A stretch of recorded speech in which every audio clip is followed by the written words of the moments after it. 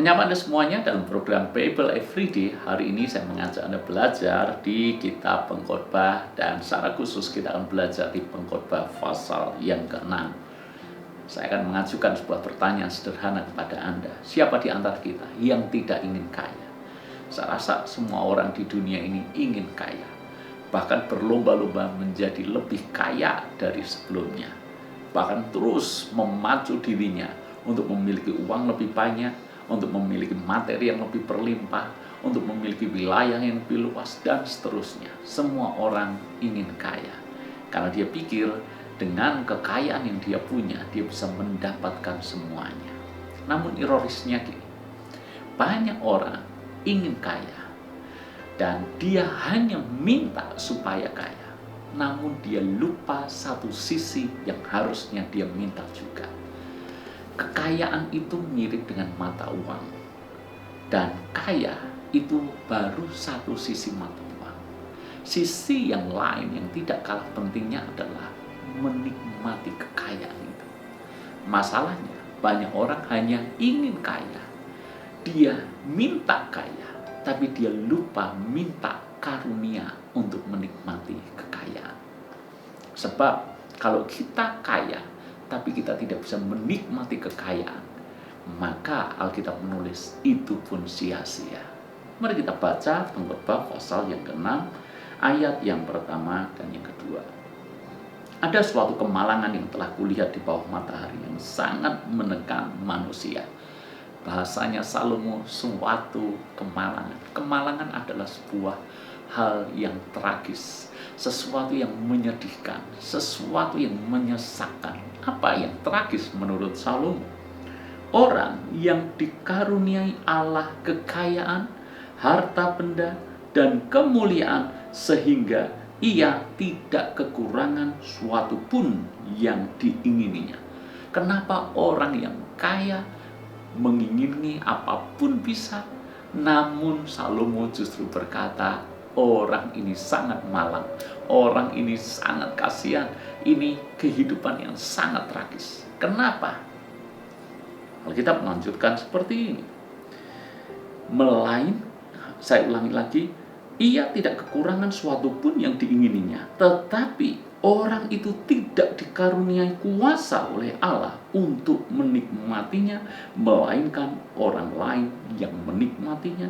Inilah kesia-siaan dan penderitaan yang pahit. Salomo berkata, ini hal yang sangat memahitkan, ini hal yang sangat tragis. Orangnya kaya, tapi tidak bisa menikmati kekayaannya. Bahkan orang lain nanti yang menikmati kekayaannya itu. Itu menyedihkan. Dan itu sebuah kemalangan. Sekali lagi, mirip mata uang. Satu sisi adalah kaya, tapi sisi yang lain yang tidak kalah penting adalah menikmati kekayaan ini. Banyak orang mengejar kaya, tapi lupa bagaimana dia bisa menikmati kekayaannya itu.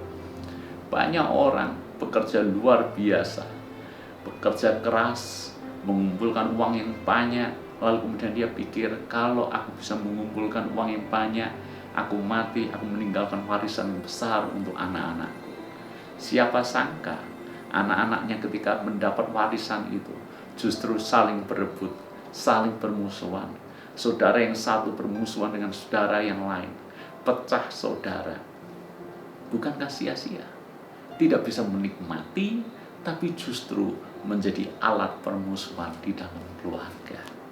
Ada juga orang yang bekerja luar biasa keras, mengorbankan kesehatannya, dan dia pikir dengan uang yang dia dapat, dia bisa menginginkan semuanya. Tapi dengan kesehatan yang buruk, rupanya dia tidak leluasa menikmati kehidupannya. Ini pun sia-sia. Jadi coba pikirkan baik-baik.